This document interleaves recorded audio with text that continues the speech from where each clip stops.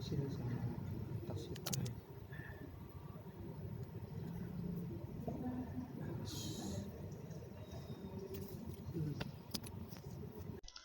Assalamualaikum warahmatullahi wabarakatuh. Alhamdulillahirabbil alamin wassalatu wassalamu ala sayyidil mursalin sayyidina Muhammadin wa ala alihi wa sahbihi wa barik wa sallim ajma'in. Qalu subhanaka la ilma lana illa ma 'allamtana innaka antal alimul hakim. Allahumma iftah 'alaina futuhal 'arifin waj'al a'malana khalisatan liwajhikal karim birahmatika ya arhamar rahimin. Rabbi shrah li sadri wa yassir li amri wahlul 'uqdatam min lisani yafqahu qawli. Amma ba'du. Para jamaah Masjid At-Taqwa yang saya hormati, alhamdulillah kita oleh Allah masih diberikan nikmat sehat walafiat sehingga kita bisa berkumpul di masjid yang insyaallah penuh barokah ini. Semoga setiap langkah kita menuju masjid ini menjadi bergugur dosa-dosa kita, menjadi peningkat derajat kita, dan semoga Allah Subhanahu wa taala selalu memudahkan setiap langkah kita menuju surganya Allah Subhanahu wa taala. Amin ya rabbal alamin. Para jamaah, kita akan melanjutkan tema tentang fikih kurban. Alhamdulillah baru Sabtu kemarin buku saya pengantar lengkap kurban kontemporer sudah terbit. Insyaallah nanti di masjid akan ada ya. Nanti kalau yang jenengan pingin baca-baca nanti insyaallah di masjid akan diadakan sehingga bisa dijadikan sebagai referensi. Kita terakhir kemarin sampai cacat hewan kurban. Nah, urutan hewan kurban sudah? Belum ya?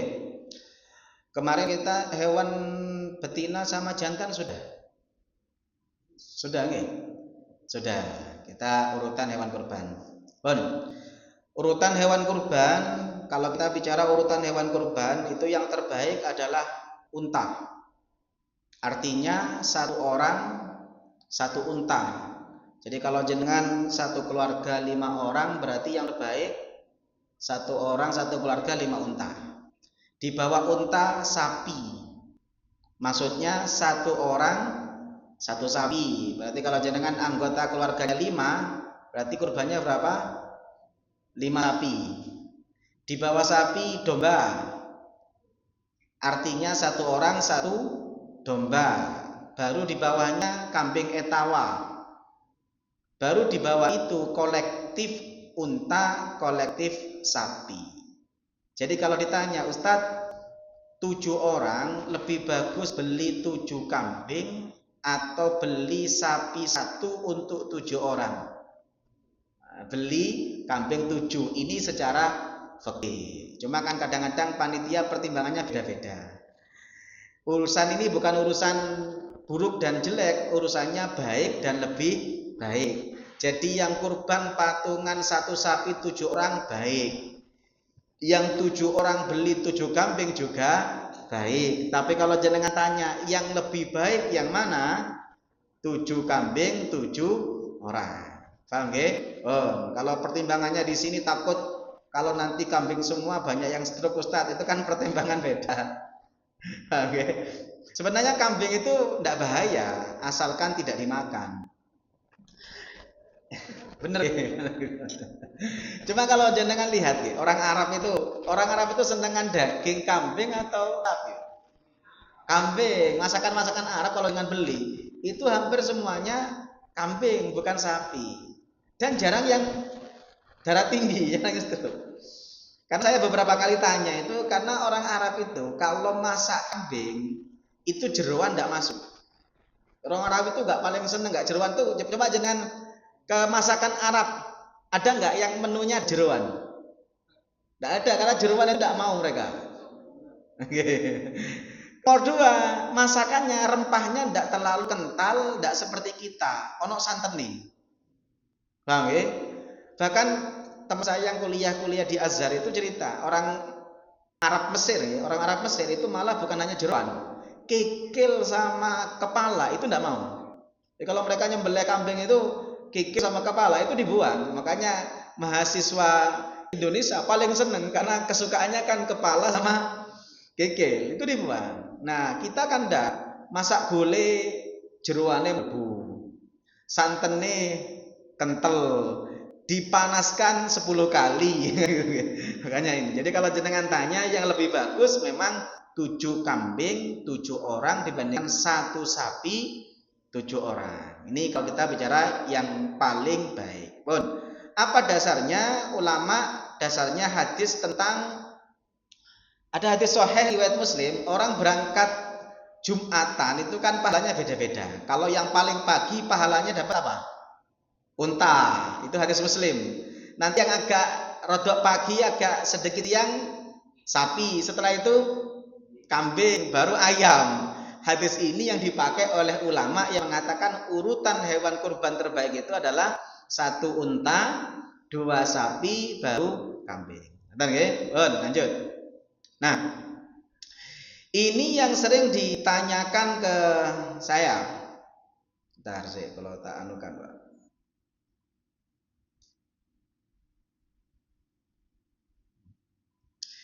Ini yang sering ditanyakan, Ustadz, 1 kambing itu boleh enggak untuk 1 keluarga? Ada 2 hadis yang sering dijadikan pendapat oleh ulama. 1, di hadis riwayat Muslim, Rasulullah berdoa, Allahumma taqabbal min Muhammad wa ali Muhammad wa ummati Muhammad. Ya Allah, terimalah ini kurbannya Muhammad, keluarganya Muhammad, umatnya Muhammad. Hadis yang lain, riwayat Tirmidzi dikatakan kana rajul yudha'i bi sya'anhu wa an ahli baiti. Di zaman Rasulullah SAW itu banyak orang yang menyembelih kambing untuk dirinya dan untuk keluarganya. Hadis ini ulama memahaminya beda. Hadisnya sama, tapi nanti ada perbedaan antara mazhab Syafi'i dan Maliki dengan mazhab Hambali. Akan saya sampaikan. 1, menurut mazhab Syafi'i, hadis ini menunjukkan yang namanya kurban itu tetap aturannya sapi 7 orang, kambing 1 orang. Sedangkan hadis ini kata mazhab Syafi'i menunjukkan kurban itu adalah sunnah kifayah. Jangan tahu sunnah kifayah. Sunnah kifayah itu memahaminya sama dengan fardu kifayah. Fardu kifayah contohnya apa? Salat jamaah. Sebagian ulama mengatakan fardu kifayah. Salat jenazah. Pertanyaan saya, 1 injoko ini kalau ada yang meninggal, kira-kira yang lebih bagus semuanya ikut sholat jamaah atau cukup 1 orang? Yang paling bagus semuanya. Cuma kalau ada orang yang sholat 1, pertanyaan saya, yang lain gugur atau enggak? Pertanyaan kedua, yang dapat pahala yang sholat atau semuanya? Yang sholat. Oke? Maka sama dengan itu kurban. Kurban itu sunnah kifayah untuk 1 keluarga. Karena sunnah kifayah untuk 1 keluarga, maka idealnya 1 keluarga kurban semua. Sebagaimana kalau di sini ada yang meninggal, idealnya semuanya sholat semua. Dan Rasulullah pernah beliau kurban dan beliau mengkurbani istrinya. Ini dasar menunjukkan 1 keluarga idealnya kalau bisa kurban semua. Tapi kalau tidak mampu kurban semua, ada 5 anggota. Idealnya kan kurban satu-satu semua. Tapi kalau nggak mampu, hanya mampu 1, maka andaikan 1 orang yang kurban, yang lain gugur. Tapi pertanyaannya, yang dapat pahala siapa? Yang kurban itu mazhab Syafi'i. Jadi mazhab Syafi'i yang namanya kambing tetap harus atas nama orang. Kalau tahun ini atas nama suami, tahun depan hanya beli 1, diganti istri, terus begitu. Itu Syafi'i. Meskipun kata mazhab Syafi'i, orang yang kurban boleh niat pahalanya untuk 1 keluarga, termasuk yang almarhum almarhumah. Jadi kalau mama ya, saya punya 1 kambing, anggota keluarga saya kan 6. Nah kalau saya ikut mazhab Syafi'i harus tiap tahun atas nama orang. Atas nama saya, tahun depan tidak kuat atas nama istri saya. Idealnya kalau saya anggota keluarga 6, beli kambing 6 atau sapi 1 untuk 6. Tapi kalau nggak mampu, maka kurbannya 1 kambing, tapi harus atas nama orang. Nah, kalau saya kurban atas nama saya, maka pahala itu milik saya. Tapi dalam mazhab Syafi'i pahalanya boleh saya niati untuk keluarga saya, baik yang hidup maupun yang sudah wafat. Ini pendapat mazhab Syafi'i. Pendapat mazhab Hanafi beda. Mazhab Hanafi mengatakan kurban itu boleh atas nama keluarga. Jadi bedanya kalau Syafi'i satu kambing harus atas nama orang. Tapi kalau yang kedua itu cukup atas nama keluarga. Bapak Ahmad anggota keluarga 5. Tahun ini beli kambing 1, maka keluarga Ahmad kemudian mengatakan ini kurbannya keluarga Bapak Ahmad. Tahun depan tetap kurbannya keluarga Bapak Ahmad. Terus begitu. Paham nggih? Lah biasanya yang pertama itu dipakai oleh orang NU. Orang NU itu biasanya kurban itu atas nama orang. Saya sekarang, besok istri, terus begitu. Yang kedua biasanya dipakai teman-teman Muhammadiyah sama Salafi. Teman-teman Muhammadiyah sama Salafi itu kalau beli kambing itu atas nama keluarga. Pertanyaannya, yang benar yang mana? Semua benar, sing ndak benar itu pasti tidak benar, cuma satu. Duwe akeh ndak melok kurban. Itu pasti tidak benar. Paham nggih? Monggo di sini kalau ada yang kurban atas nama keluarga ya monggo. Mau atas nama per orang digilir monggo. Gitu nggih? Pun ini terkait tentang masalah kurban satu keluarga dengan satu kambing. Lanjut. Kalau saya karena selama ini belajar mazhab Syafi'i, saya pakai yang pertama. Saya dulu pertama kali bisa kurban itu atas nama saya. Kedua atas nama istri, terus atas nama anak saya pertama, kedua, ketiga. Yang terakhir itu atas nama ibu saya, atas nama bapak saya yang wafat, atas nama mbah saya. Semuanya selesai, maka mulai tahun kemarin setiap kali saya kurban atas nama saya. Tapi pahalanya di atas namakan semua. Betul nggih? Mohon itu pilihan. Lanjut, kurban atas nama orang lain yang hidup. Kalau orangnya tidak dinafkahi, ulama pendapat yang kuat mengatakan wajib izin. Jenengan mau kurban atas nama ibu jenengan, ibunya masih hidup, maka wajib izin. Kalau tidak izin, maka kurbannya tidak atas nama beliau. Paham? Ini pendapat yang paling kuat. Beda dengan bayar hutang. Kenapa kok beda? Karena bayar hutang itu menggugurkan kewajiban. Tapi kalau kurban itu ibadah, maka kalau ibadah harus izin. Kalau jenengan punya ibu, punya adik, punya teman, punya saudara, punya utang, jenengan tidak usah ngomong-ngomong, utangnya disaur, itu sah. Tapi kalau kurban atas nama adik, atas nama ibu, atas nama kakek yang masih hidup, itu wajib izin. Kalau tidak izin, pendapat kuat tidak sah. Paham ya?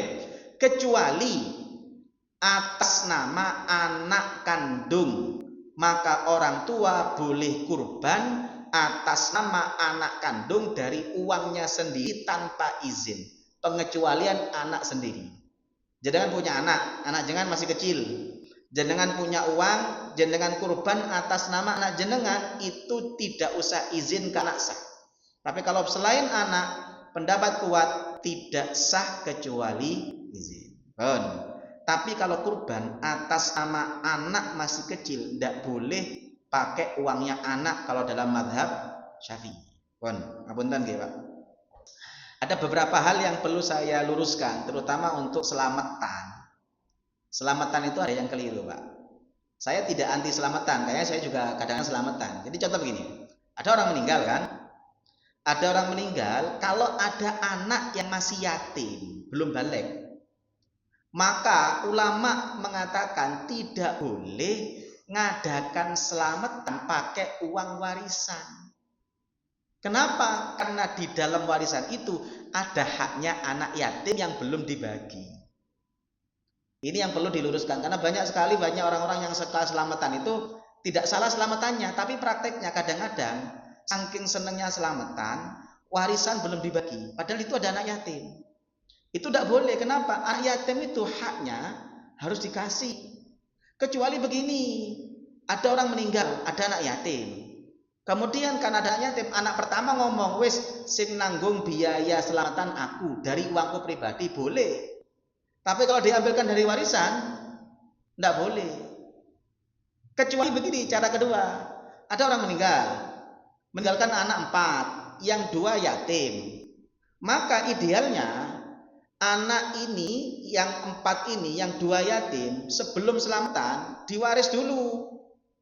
Bagiannya yang 2 siapa, bagiannya yang yatim berapa. Nanti kamu mau selamatan diambilkan dari harta yang non yatim. Tapi kalau diambilkan dari harta yatim, jenengan tanya siapa tetap haram. Paham nggih?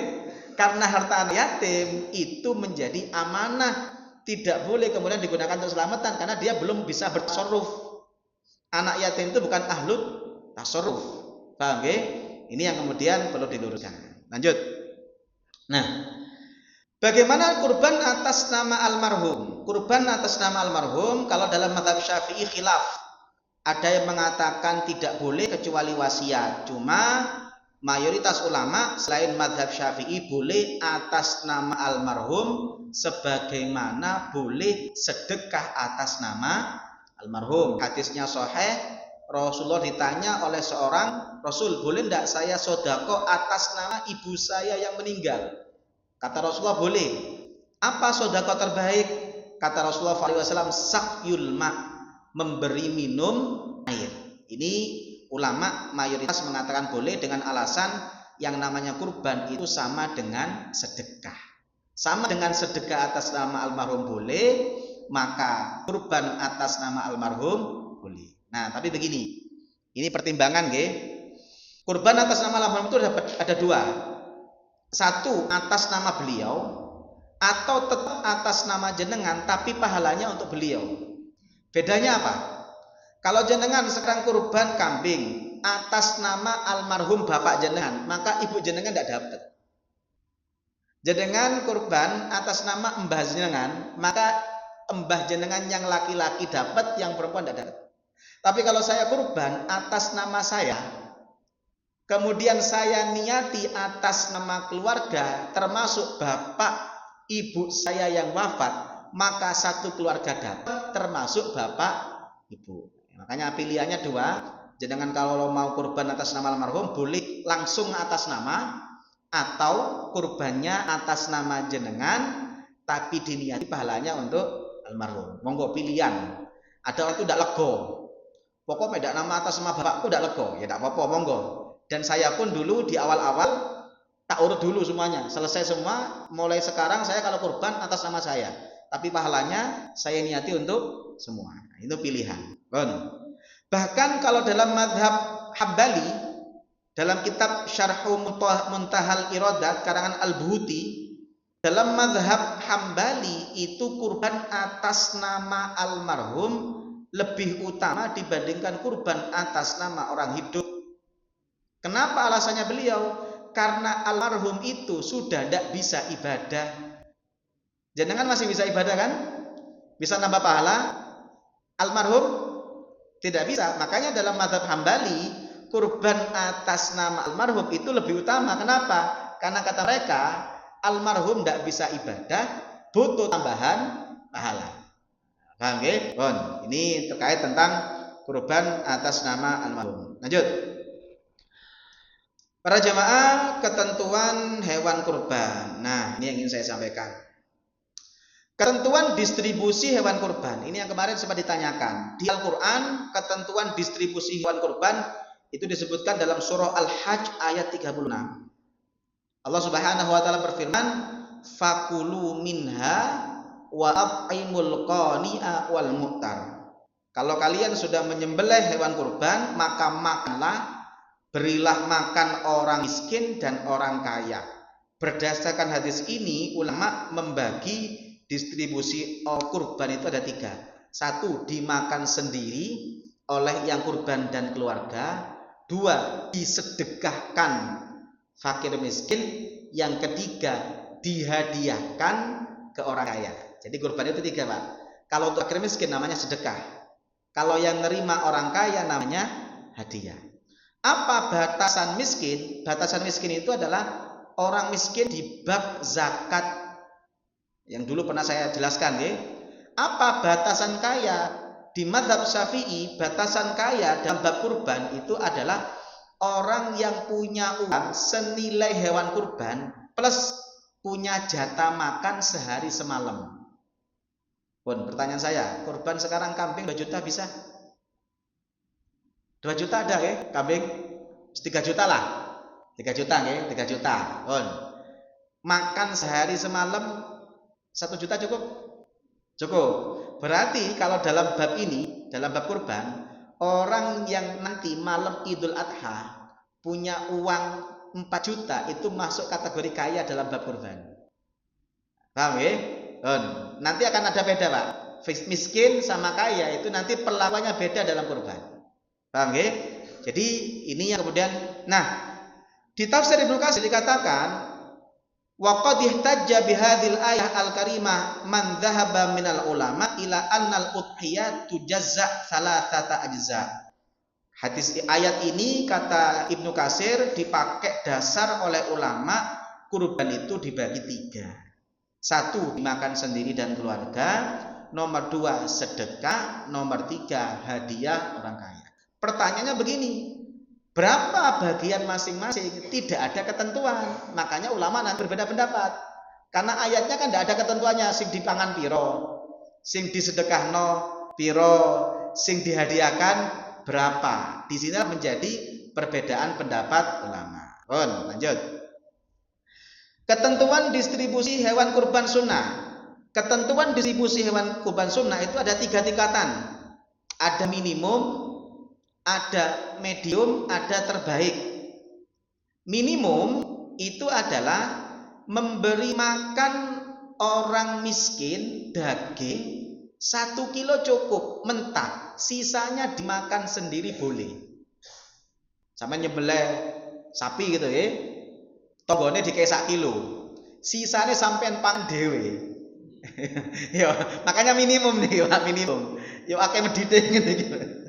Tapi kata ulama, tetap kurban meskipun pahalanya sesuai dengan yang disedekahkan. Jadi sampean sedekah 1 kilo yo ganjarane 1 kilo, tapi tetap dikatakan kurban. Ini minimum. Jadi minimum adalah ada 1 anggota tubuh hewan yaitu daging yang diberikan mentah kepada fakir miskin. Sisanya terserah. Kalau yang terbaik dibalik. Kalau yang terbaik dibalik apa? Yang kurban hanya makan 1 suapan 2 suapan, sisanya disedekahkan. Oke? Jadi yang minimum tonggone dikei 1 kilo, sisanya dipangan. Nek sing terbaik dibalik. Sing kurban 1 kilo, tonggone dibagi rata. Paham nggih? Ada yang medium. Medium itu namanya adnal kamal, minimum sempurna. Minimum sempurna yang dimakan 1/3. Sisanya sedekah dan hadiah.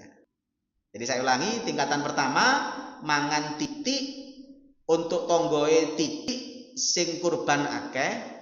Yang terbaik yang kurban sedikit tonggoe akeh. Tapi kalau minimum terbaik yang dimakan maksimum 1/3. Sisanya untuk sedekah dan untuk hadiah. Paham nggih? Ini yang kemudian harus dipahami. Yang selanjutnya, orang miskin harus dapat mentah. Tapi orang kaya boleh mentah, boleh mateng. Ini ketentuan dalam hal masalah distribusi hewan kurban. Selanjutnya. Boleh enggak yang kurban request? Boleh. Hewan kurban itu yang paling berhak yang kurban. Maka kalau ada pengkurban itu request wajib dituruti. Karena dia yang berhak. Umpama ada yang kurban, Pak, aku kurban wedhus, tapi aku kok jaluk buntute ambek ndase. Buntute pengin tak gawe sop buntut, ndase pengin tak gawe gule. Pertanyaan saya, panitia wajib ngasih? Wajib, karena dia berhak. Yang tidak wajib ngasih itu begini, dia kurban wedhus jaluk endase sapi, itu tidak wajib dikasih karena bukan hewan kurbannya dia. Jadi umpama, Pak, aku kurban apa? Wedhus, tapi jaluk endase sapi, panitia boleh ngasih, boleh tidak ngasih, tidak wajib. Tapi kalau dia minta bagian anggota tubuh hewan kurbannya sendiri, hukumnya wajib dikasih. Paham ya? Makanya nanti kalau panitia ada yang request, sampai catat itu. Karena itu wajib dikasih untuk hewan kurbannya dia. Lanjut. Jamaah, ketentuan hewan kurban wajib. Nah, wajib itu begini, Pak. Wajib itu contoh nadar. Kalau anak saya lulus, saya kurban. Kok ternyata lulus beneran, maka kurbannya menjadi kurban wajib karena nadar. Ini yang kata ulama wajib disedekahkan semua kalau mazhab Syafi'i. Makanya kalau jenengan nerima hewan kurban, kok sing kurban ngomong, Pak, iki kurbane aku krana nadar, maka pisahkan. Sembelih mulai kulit, tulang, sak dagingnya harus untuk fakir miskin. Ini pendapat kuat dalam mazhab Syafi'i. Makanya kalau bisa dipilah mana yang kurban nadar, mana yang non nadar. Tapi jarang nggih. Pernah menerima? Enggak pernah nggih? Aman berarti, aman. Lanjut. Kurban atas nama almarhum. Kurban atas nama almarhum, kalau dalam mazhab Syafi'i pendapat kuat sama dengan kurban nadar. Semuanya untuk fakir miskin. Kenapa alasannya? Karena yang berhak untuk menentukan distribusi kurban itu siapa? Yang kurban. Lah kalau yang kurban almarhum, pertanyaannya, izinnya gimana? Masa sampai ke alam roh dulu? Pamitan. Makanya mazhab Syafi'i pendapat yang kuat, kurban atas nama almarhum itu diperlakukan seperti kurban nadar. Semuanya untuk fakir miskin. Alasannya kenapa? Karena yang berhak untuk menentukan distribusi kurban yang punya kurban. Sedangkan almarhum tidak kena diizini, tidak kena dipamiti. Ini pendapat kuat mazhab Syafi'i. Cuma ada pendapat As-Subuki. As-Subuki mengatakan izin dari distribusi bisa diwariskan ke ahli waris. Nah, kalau ini masih aman, Pak. Jadi kalau jangan pingin aman, kurban atas nama almarhum itu dipisah, berikan fakir miskin semua. Meskipun ada ulama As-Subuki mengatakan boleh diperlakukan seperti tadi. Kalau pingin aman ya kayak tadi itu. Paham ya? Saya repot begini. Kurban atas nama almarhum, patungan, sapi, wong pitu, sing loro atas nama almarhum. Itu kalau ikut dapat kuat mazhab Syafi'i dibagi pitu, 2/7-nya untuk fakir miskin semua. Paham ya?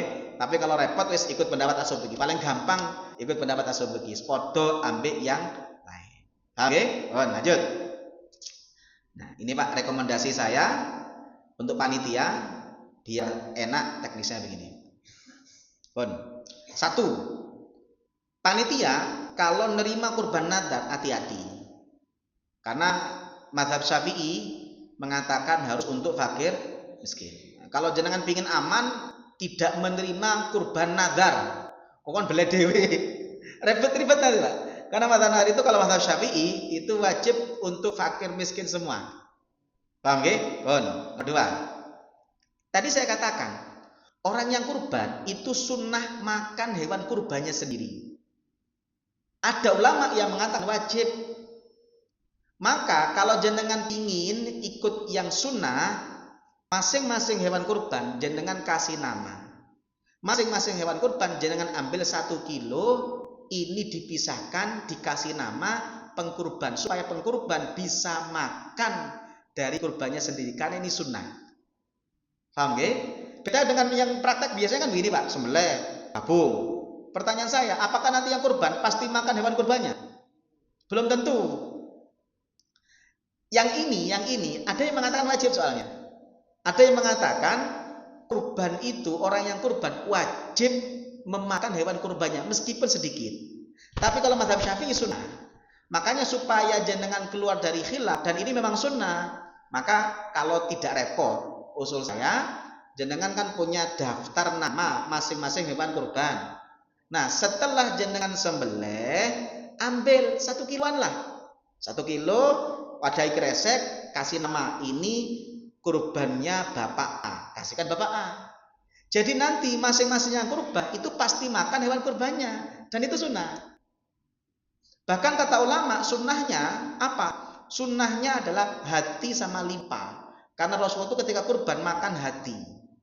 Tapi kalau repot ya tidak usah. Yang penting ada bagian. Tapi kalau jenengan pingin ya bagian apa jenenge hatinya itu dikasihkan ke pekurban. Karena sunnahnya pekurban itu makan hati sama sebagian kecil dari hewan kurbannya. Paham ya?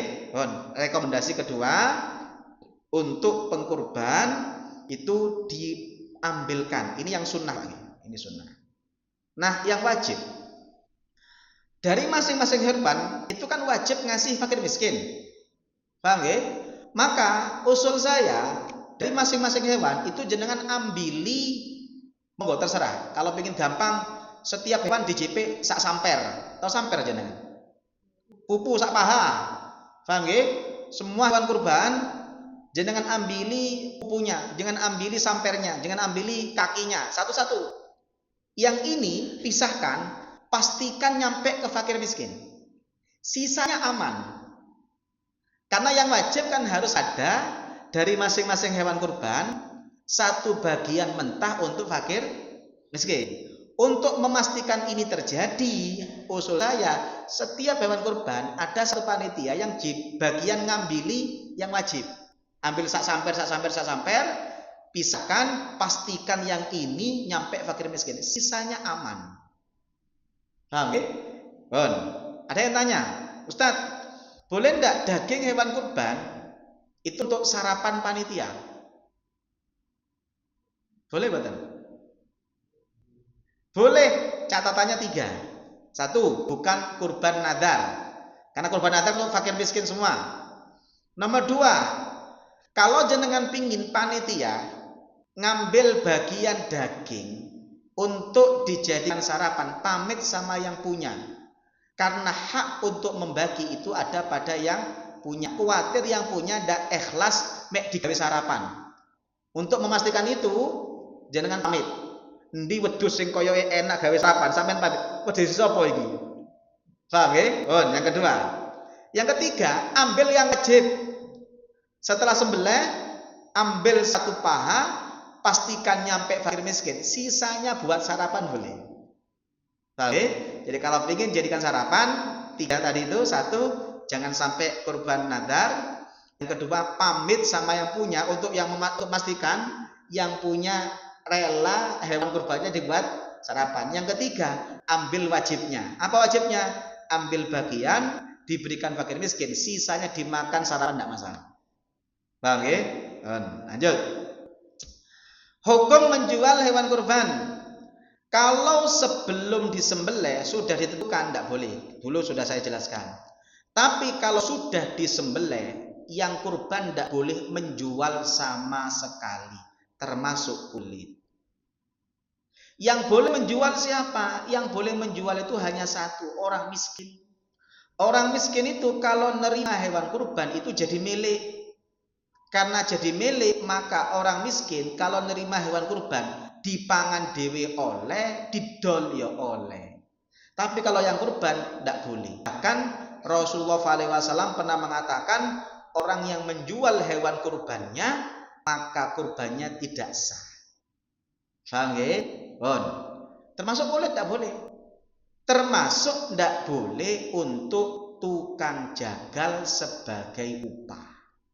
Kalau mau dijadikan sebagai tukang jagal, jangan jadi upah. Contoh begini, Pak, sampean jagal ambek nguliti piro biayai? Mek sapi 500, sisakan 500 untuk dia. Setelah dia dapat haknya, jenengan kei kulit tidak apa-apa. Karena bukan atas nama upah. Yang nggak boleh itu atas nama upah. Paham nggih? Lanjut. Nah, ini terakhir saya. Nanti kalau ada yang mau tanya, monggo saya silahkan. Nah ini Pak, solusi praktis untuk kulit. Biasanya repotan kulit. Kulit itu usul saya jangan dibagi, dipecel-pecel. Tidak mungkin kemakan. Biarkan kulit utuh. Solusinya bagaimana? 1, yang boleh jual kan orang fakir miskin. Maka kulit, kalau jenengan pingin aman, berikan ke fakir miskin, panggilkan pembeli, biar pembeli langsung beli ke fakir miskin. Jangan cari marbot, tukang sapu, saptam. Itu jangan kasih bagian kulit. Iki kulit bagiannya sampean. panggilkan pembeli supaya pembeli langsung beli ke mereka. Tapi jangan dijadikan ini Pak, jangan direkayasa. Kok marbote direkayasa. Kok meni sampean tak kei kulit. Tapi wis oleh duit kayak no panitia. Nek sampean dari kena panitia tahun mana ndak tak daging. Itu tidak boleh Pak. Jadi ya wis akan wis kasihkan mereka biar mereka dapat tambahan uang. Ngoten nggih? Solusi kedua. Kalau yang pertama, semua ulama sepakat boleh. Yang pertama, semua ulama sepakat boleh. Artinya berikan fakir miskin, jadi miliknya fakir miskin yang jual. Solusi kedua, ikut mazhab Hanafi. Mazhab Hanafi boleh yang jual panitia, tapi hasil penjualannya untuk fakir miskin. Kalau Syafi'i tidak boleh. Kalau Syafi'i yang jual harus fakir miskin. Tapi kalau Hanafi yang jual boleh panitia, boleh yang kurban, tapi hasil penjualannya untuk fakir miskin. Paham nggih? Solusinya monggo jenengan pilih yang pertama atau yang kedua. Kalau saya mending yang pertama, karena yang pertama ulama sepakat boleh.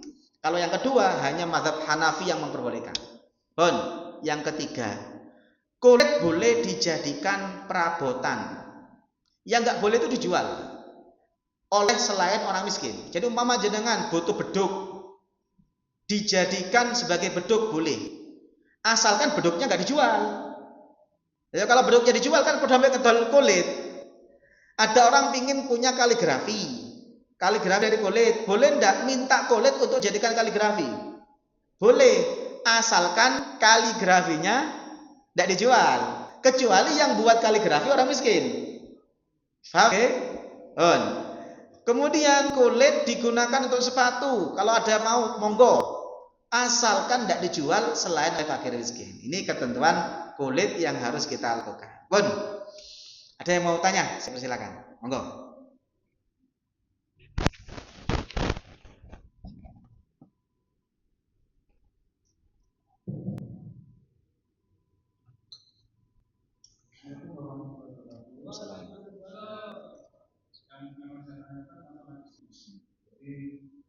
Untuk daerah Jawa ini yang bulan konteks ini banyak yang mampu.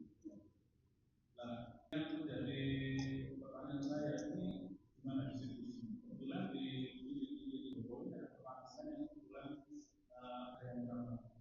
Berarti harus diprioritaskan ke kampung yang ramah dulu. Yang urutan kedua baru bagian untuk warga itu pendapat saya betul Pak. Terus yang kedua ini di panitia itu ada tim itu biasanya bantu dan juga dikasih sarot. Nah, cuma masalahnya tahun kemarin itu kita kehabisan daging. Ya, biasanya saya berikan hadiah kepada yang itu. Nah, pertanyaannya, kalau hadiah itu berarti kan seikhlasnya kita ya. Nah, masalahnya mereka tuh nagih, padahal itu kan nggak boleh. Jadi itu gimana penanggulangannya itu gimana? Semoga biar nggak lupa. Satu. Jadi kalau jenengan bicara ada begini, ada skala prioritas mana yang lebih baik, mana yang wajib.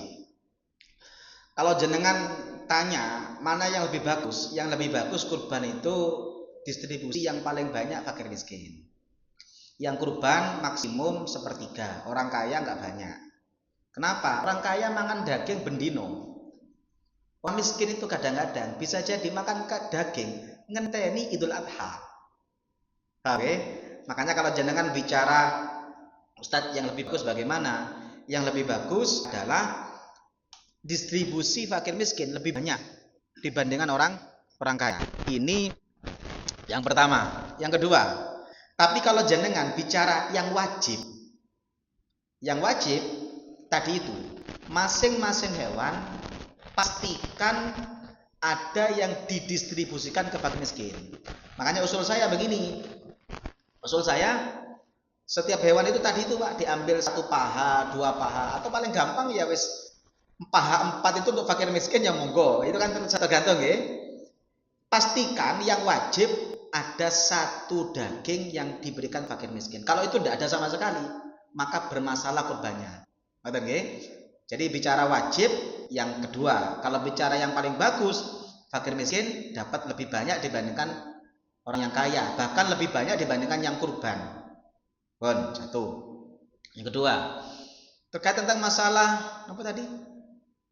Tim hore, gini Pak. Tim hore itu, sini. Panitia kalau dia dapat daging atas nama upah tidak boleh. Makanya saya sering ngomong, kurban itu kepentingan masjid atau kepentingan orang yang kurban? Orang yang kurban itu ibadahnya orang yang kurban. Harusnya biaya kurban siapa yang nanggung? Orang yang kurban. Makanya Rasulullah ketika memerintahkan Sayyidina Ali nyembelih kurban, kata Rasulullah, semuanya suruh bagikan. Termasuk tukang jagal, kata Rasulullah, tidak boleh dikasih dari hewan kurbannya. Kata Rasulullah, aku yang akan ngasih. Makanya tidak boleh ada sedikit pun uang masjid untuk kepanitiaan kurban. Karena itu bukan kepentingan masjid, kepentingan orang yang kurban. Paham ya? Tukang jagal biayanya tidak boleh dari uang masjid, harus dari yang kurban. Makanya usul saya di sini berapa patungannya? 3,5. Biasanya harga sapi berapa rata-rata? 20 nggih? 20 dapat 22, 23. Dan sisa berapa berarti? Cukup nih Pak untuk operasional. Cukup. Okay. Kalau saya monggo itu cukup. Jadi akadnya ketika ada orang patungan itu akadnya adalah kurban plus operasional. Jadi nanti sisa operasional ini umpama 23 kali 3,5 juta kali 7 ini kok pinter ya? 24,5. Umpama jatah beli sapinya anggaplah 21, berarti kan atau 22 lah. Berarti masih ada sisa 2,5 juta. Itu untuk operasional. Itu boleh. Paham ya? Satu. Nomor 2 begini Pak. Nah, kalau nanti ada yang kemudian tadi yang apa namanya? Tim hore kalau dia kan juga warga. Orang miskin kan, kalau dia dikasih lebih banyak atas nama miskinnya boleh. Kalau atas nama upah tidak boleh. Apa cirinya upah? Upah itu dari awal ditentukan. Itu tidak boleh. Bukan kebijakan kita. Contoh, aku nurut sampean, tapi aku jaluk upah 5 kilo. Itu namanya upah. Tidak boleh.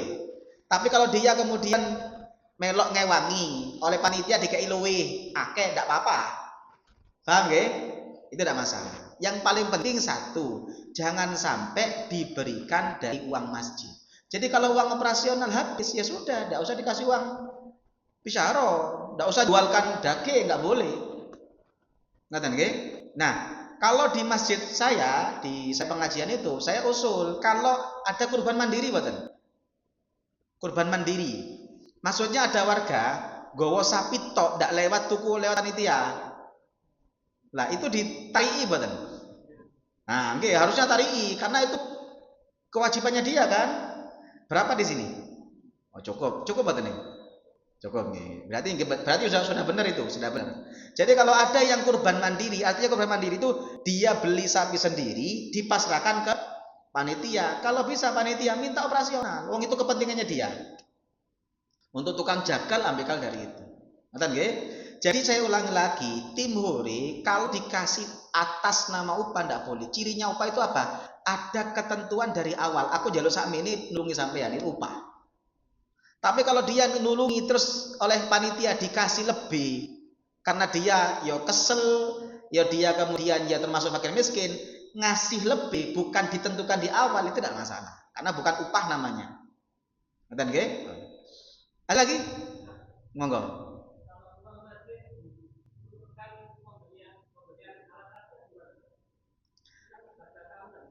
Nah, usul saya itu bagus. Jadikan pendapatan masjid. Kepanitiaan nyewa ke masjid. Tidak boleh pakai uang masjid untuk kepanitiaan gratis. Punten nggih. Di sini pakai PDAM. Airnya PDAM. Yang bayar PDAM masjid atau bukan? Masjid. Jadi nanti kalau ada kurban pakai airnya PDAM-nya masjid bayar. Loh itu bukan kepentingannya masjid. Kepentingannya orang yang kurban. Ada di rutinan saya, pengajian saya itu dia karena tahunan, masjid itu beli alat-alat, nanti disewakan ke panitia. Jadi nanti uang kepanitiaan itu ada sekian yang kemudian sisanya diberikan ke masjid. Paham nggih? Ndak oleh gratisan nek gawe duwe masjid iku, barangnya masjid. Jadi umpama nanti kurban pakai napa jenenge banyune masjid, ya bayar nanti ke masjid. Paham nggih? Nah, ada lagi? Nggih, monggo dari ibu-ibu. Monggo.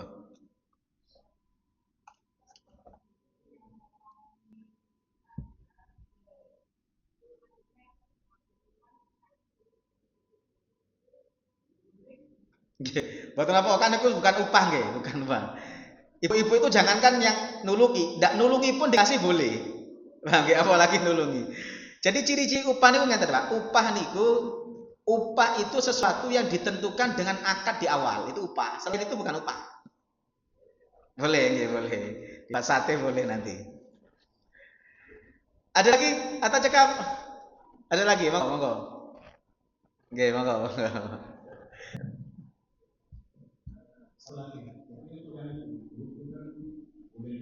Boleh, boleh. Tapi kalau nggak dikasih saya minta jangan juga. Iya, betul. Pokok menjadi kayak iya cok gundul gitu. Oke, oke betul. Tapi udah dikasih Pak seakan meskipun berapa ngoten nggih. Ngoten nggih. Pun. Monggo, monggo, monggo, monggo. Nggih.